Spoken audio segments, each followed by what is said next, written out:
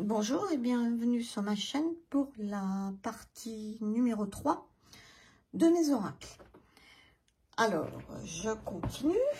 Je vais prendre celui-ci par exemple, qui s'appelle l'oracle de la rose. Alors cet oracle-là, je l'ai acheté un peu sur un coup de tête. Même voire beaucoup sur un coup de tête. Bon, la boîte est originale, elle s'ouvre comme ça. C'est original, mais ça se casse la figure tout le temps. Donc, ouais. Les cartes sont comme ça.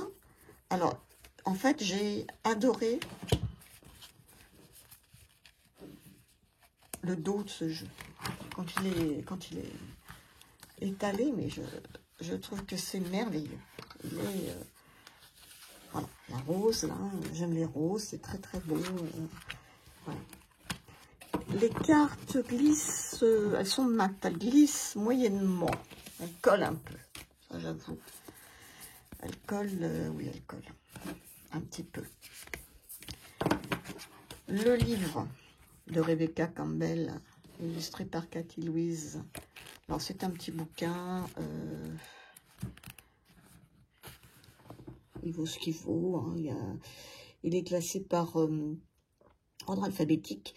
Vous avez le nom de la carte et vous avez ensuite des mots-clés ou des phrases-clés. Hein. Par exemple, là, si j'ai les codes des graines, j'ai programmation intérieure, passer à l'étape suivante. Après les textes, oui, ça dépend, plus ou moins, mais ils sont pas mal. Et à la fin, ce qui est quand même intéressant, c'est une petite question à se poser. Là, vous avez la question de l'âme, par exemple. Qu'est-ce que votre âme vous appelle à accomplir? Quel peut être votre premier pas? Bon, il y a des questions, des fois, bon. Là, c'est la question de l'âme. Comment avancer et diriger?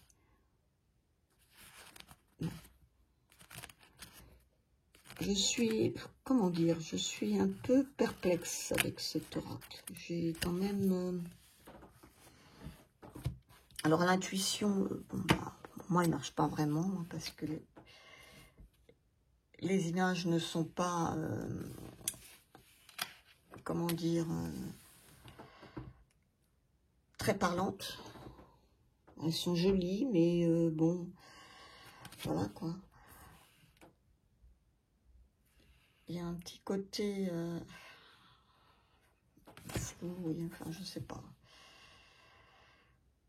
Et alors, tout est rose, hein, bien, c'est la rose, mais la rose, hein, voilà. On a un petit peu l'impression que tout se ressemble, c'est pas faux. Mais il y a quand même des différences, vous voyez, celle-ci, l'enracinement, bon, on voit bien les racines, là c'est beaucoup plus vert. Il y a de jolies illustrations, hein, attention. Hein. Celle-ci, par exemple, là, il n'y a pas que de rose.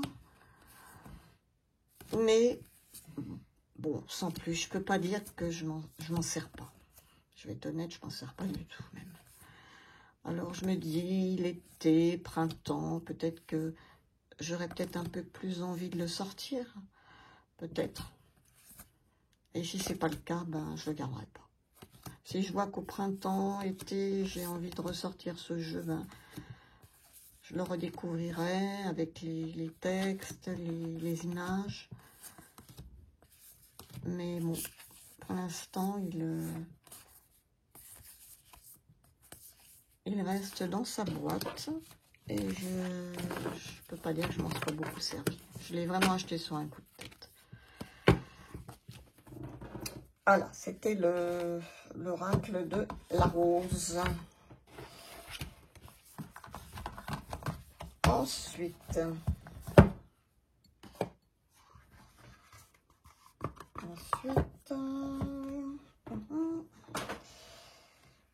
celui-ci que vous avez dû déjà voir, aussi, c'est l'oracle de Sagesse de sorcière de Natacha Lynn. On ne sera pas, je ne sais pas. Chez Los Scarabeo, il y a 60 cartes. Celui-ci, je l'aime beaucoup. Les cartes sont mates, elles sont chantantes, elles sont très agréables à manipuler. Joli dos, tranche neutre. On a à la fois des images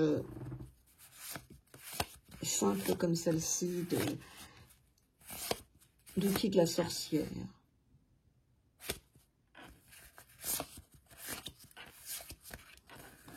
De plantes. Voilà. Et les sorcières qui sont présentées. Alors, les illustrations, moi je les trouve magnifiques.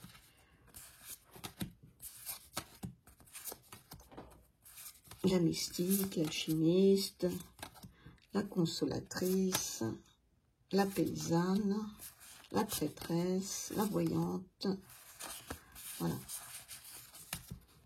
L'érudit. Les images sont très très jolies. Elles sont mates. Hein.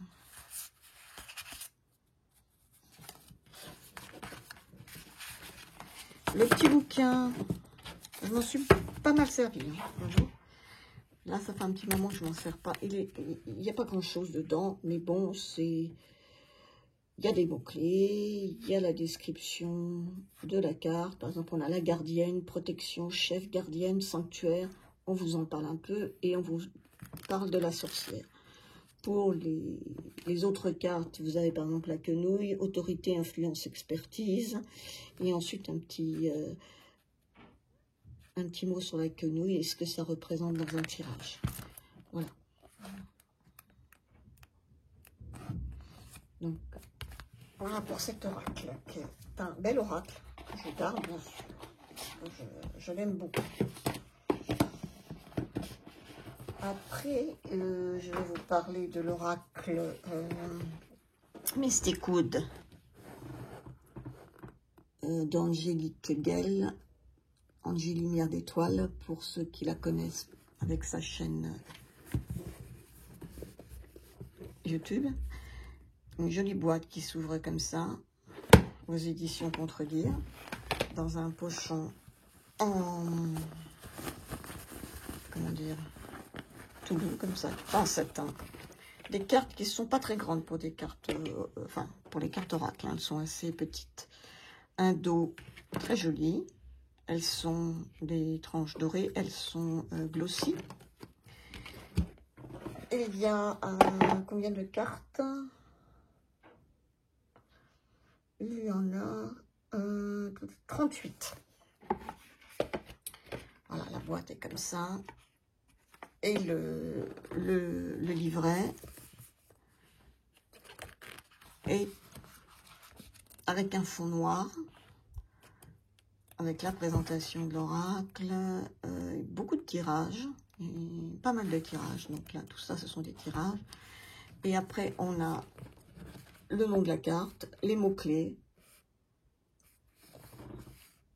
la description de la carte. Ensuite, on vous donne la signification dans le domaine professionnel, matériel, relationnel, sentimental, et le message d'éveil, donc le message de la carte.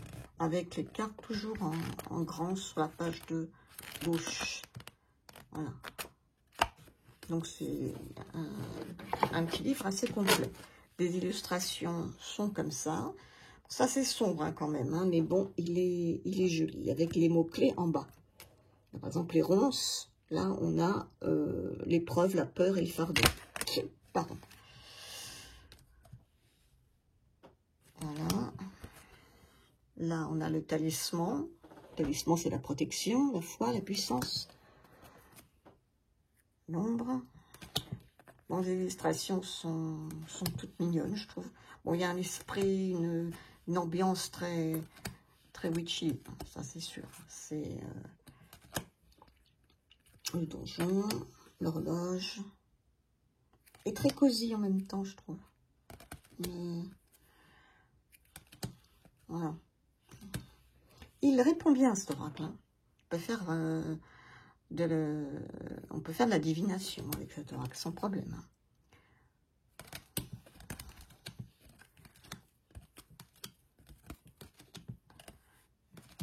Voilà, c'est des illustrations très chaudes, à la fois très chaudes, un peu sombres, mais il y a de très belles couleurs. Hein. De Coven. Voilà. J'aime bien cet oracle. Je l'aime bien. Donc, c'était MJ Lumière d'étoile avec le Mystic Wood. Après,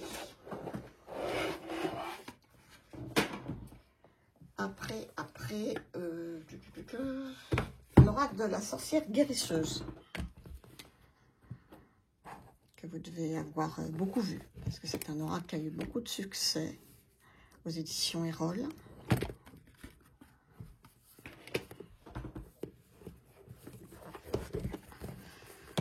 Voilà. Oracle de Artémis, Rose, illustré par Stéphanie Graf. Grande carte oracle, très grande carte oracle. Les tranches dorées. Il y en a pas mal, je crois. Beaucoup de cartes dans cet oracle. 62. Et un livre très intéressant. Donc les cartes sont classées suivant plusieurs catégories qu'on peut séparer, mélanger. Enfin, je ne vais pas vous faire la review, je l'ai présenté déjà en review sur ma chaîne, mais il a une structure particulière. Et les textes sont très intéressants également. Alors donc on a les saisons, les plantes, les fleurs, les sorcières, voilà. Il est très très complet, avec des mots-clés. Et les illustrations sont sublimes. Alors je m'en suis beaucoup servi, je m'en sers encore. C'est un oracle, vraiment, je trouve que c'est une très belle réussite, à la fois sur le livre et à la fois sur les illustrations. On l'a vu beaucoup passer, hein, je crois, celui-ci. Mais bon, il est... alors, les cartes sont de très bonne qualité. Elles sont légèrement glossies, elles glissent bien. Et elles sont magnifiques. Magnifiques. Plein de petits détails, de petits symboles. On peut s'attarder sur chaque carte. Là, vous avez la guerrière, combativité, action, renoncement. La lavande, paix, amour, équilibre. Voilà. La femme aux 2 renards, magnifique carte. Elles sont toutes sublimes. Très très bel oracle. Que je vous recommande chaudement. Si vous ne le connaissez pas, ou si vous ne l'avez jamais vu, vraiment, il mérite d'être découvert. Alors ensuite, je vais passer à un oracle que j'ai depuis longtemps, mais que j'ai laissé de côté justement, qui est également chez Arcana Sacra, qui est l'oracle, dans ces gros coffrets comme il y a toujours, hein, l'oracle qui a été fait par Marion B, qui est l'oracle des ombres. C'est un oracle noir et blanc. Alors, le grand bouquin et la petite boîte dans la grande boîte. Alors, c'est un petit oracle, celui-ci. Il a 30 cartes, donc vraiment très peu. Le livre est en papier glacé, avec l'illustration à gauche, les mots-clés, le nom de la carte. Là, vous avez les jumelles. Elles sont numérotées avec des chiffres romains, la description, les symboles positifs et la carte inversée. Vous avez des mots-clés, par exemple, là, dans les jumelles, vous avez opposition, dualité, identité, instabilité et équilibre. C'est comme ça pour toutes les cartes. Vous avez des méthodes de tirage, bien sûr. Voilà, c'est un très beau livre. Alors la petite boîte, elle est comme ça, s'ouvre comme ça, avec ce petit ruban, pardon, et là, ce magnifique petit lapin. Les illustrations sont très belles. J'avoue que quand il faut semer pour récolter. Quand j'ai pris ce jeu, vraiment, c'était aussi pour les illustrations. Et il s'est avéré que non seulement les illustrations sont bien, mais c'est également un oracle très intéressant. Voilà. Et je vous montre les illustrations pour ceux qui ne le connaissent pas. Là, ça fait très longtemps que je ne l'ai pas utilisé. Alors, c'est un oracle un petit peu sombre, hein. Donc c'est plus à utiliser pour les parts d'ombre. Voilà. Pour étudier l'ombre et la lumière, en quelque sorte. Mais magnifique, magnifique jeu. Alors, il y a très longtemps que je ne l'ai pas ressorti, ça me donne envie de le sortir, là, vous voyez, en période d'hiver. Je crois que je vais le ressortir, je vais le laisser sortir.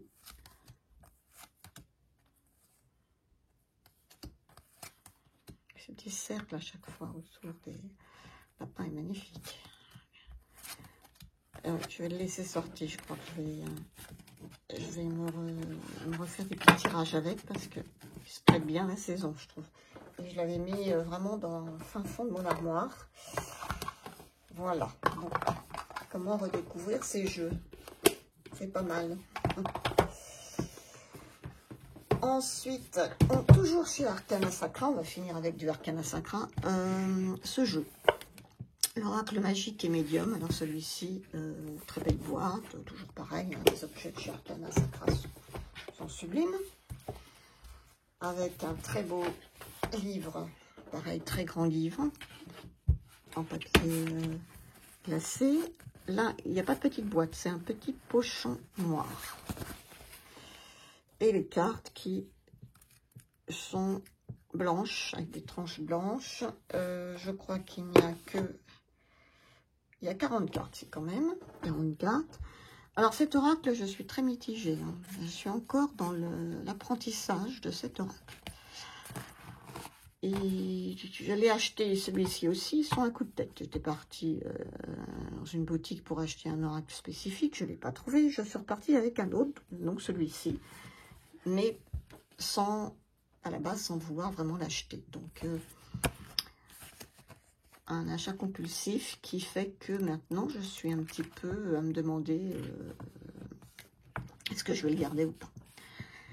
Alors, pourquoi? Parce qu'il est quand même pas mal basé sur la magie.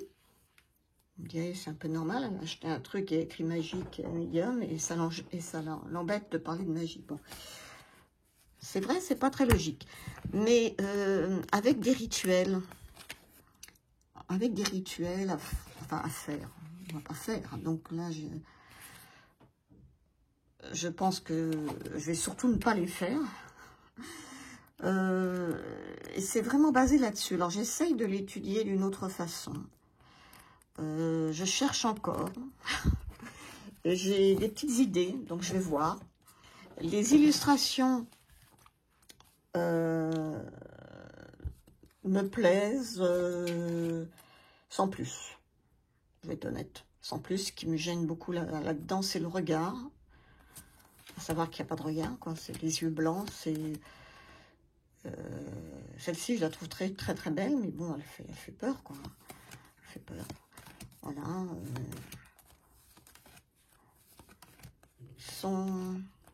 Je sais pas, je suis très mitigée sur cet oracle. Alors, je ne suis pas encore... Celle-ci est très belle. Je ne suis pas encore arrivée à me dire je vais le vendre. Ça ne me correspond pas, j'en suis pas encore là. Mais j'en suis pas loin. Donc, à voir. Je dirais. À voir.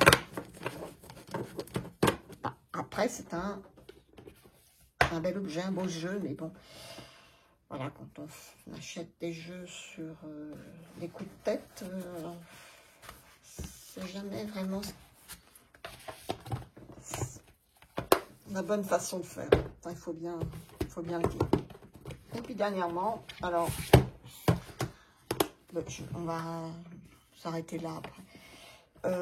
Encore un arcana sacra, les messagers d'Égypte, qui n'est pas un nouveau jeu, mais que moi j'ai depuis très peu, parce que j'aime beaucoup l'Égypte, et je voulais quelque chose d'un petit peu original, pardon, mais pas non plus trop, comment dire, dans le thème, voir les hiéroglyphes sur les temples.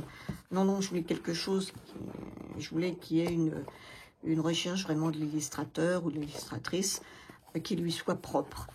Et je voulais pas non plus d'oracle, genre l'oracle d'Isis, où on voit les illustrations, c'est des personnages un peu de films hollywoodiens, et c'est pas vraiment ce que j'avais envie. Alors je suis tombée là-dessus, et j'ai trouvé que celui-ci, il était parfait. Alors, je ne l'ai pas acheté pour de la divination, pour tout ça, hein, puisqu'on ne peut pas faire de divination avec ce genre de jeu. Mais tout simplement parce que je souhaitais un petit peu me relier aux énergies des divinités égyptiennes. Bon là, il n'y a que 40 cartes, hein, donc sachant que le panthéon égyptien est bien plus important, bien évidemment. Mais voilà, donc ce jeu, je le trouve magnifique. Il a un dos comme ça, avec l'œil de Russe, très très beau. Les cartes glissent superbement bien, sont magnifiques. Le livre est tout en papier glacé. Voilà, qui a été fait par une personne qui s'appelle Iliade. C'est son pseudo, hein, parce que son vrai nom, c'est marqué quelque part, je ne sais plus. Bon, c'est pas grave. Ah si, Constance Amodric, voilà, qui est diplômée de l'École supérieure des Beaux-Arts d'Avignon. Donc elle a fait un très beau travail. Les tirages, elle ne propose pas grand-chose, mais bon, c'est un peu logique par rapport au style de jeu. On a la carte en grand, sur la page de gauche en couleur. Tout un texte en face sur la divinité, avec des mots-clés, par exemple, Amout, le jugement, les regrets, la réparation. Et on tourne la page derrière, on a une symbolique divinatoire. Donc, par exemple, là, il est temps pour vous d'alléger votre cœur, votre esprit n'est pas en paix, il demande à être apaisé, etc., etc., etc. Et de quoi mettre des notes. C'est comme ça pour toutes les cartes. Et je vais vous les montrer. Elles sont comme ça. Donc, il y a le nom de la divinité.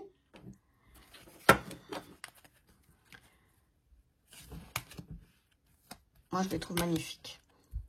Il y a vraiment un travail de l'illustratrice personnelle et très beau.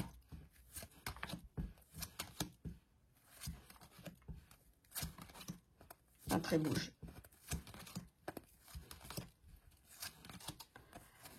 Voilà. Puis je vais finir sur ce jeu, parce qu'après ça va être un peu trop long.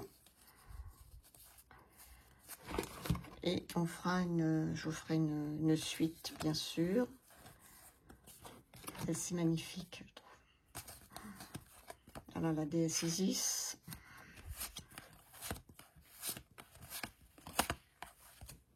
Voilà, ça c'était le messager d'Égypte. Avec une qualité de carte super, hein. Très très belle.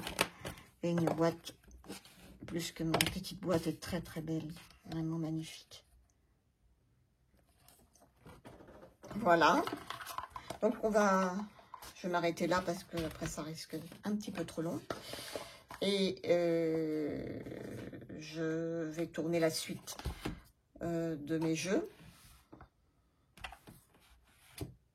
pour faire un petit point sur ce que je vais réutiliser ou pas, ou ce que je vais mettre de côté.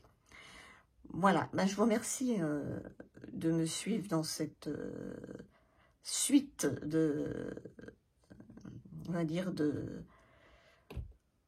présentation, enfin pas de présentation, mais ensuite de, comment dire, d'inventaire, voilà, c'est plutôt ça, d'un petit peu un inventaire de ce que j'ai, faire ça avec moi, on fait ça ensemble, et puis après c'est moi qui fais les choix, bien sûr, sur ce que je garde ou pas, et voilà, vous pouvez me mettre des petits commentaires, un petit pouce, et si vous n'êtes pas abonné, ben, merci de le faire, bien sûr si vous souhaitez, car je suis une toute petite chaîne et ça fait du bien d'avoir des petites personnes qui vous suivent. Voilà. Sur ce, je vous souhaite une bonne fin de journée et surtout, prenez soin de vous. Au revoir.